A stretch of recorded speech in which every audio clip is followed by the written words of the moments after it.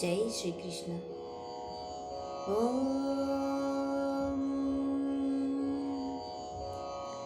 ये यदा मां प्रपद्यन्ते तांस्तथैव भजाम्यहम्।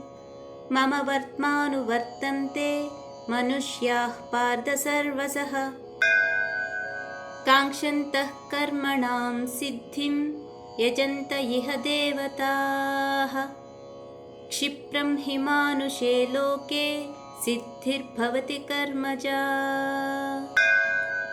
चातुर्वर्ण्यं मया सृष्टं गुणकर्मविभागशः। तस्य कर्तारमपि मां विद्य कर्तारमव्ययम्।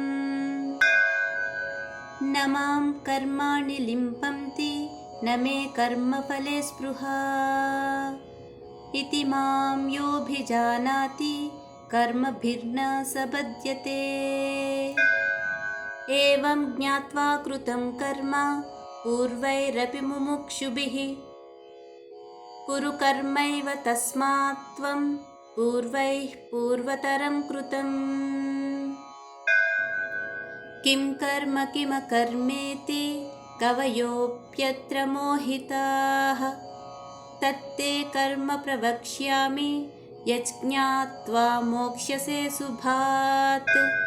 कर्मणो ह्यपि बोद्धव्यं च विकर्मणः।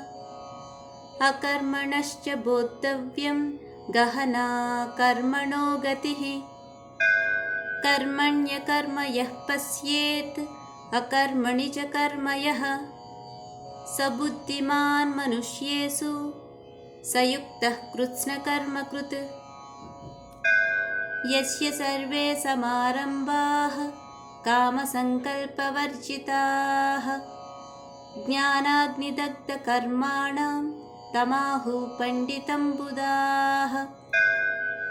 त्यक्त्वा कर्मफलासङ्गं नित्यतृप्तो निराश्रयः।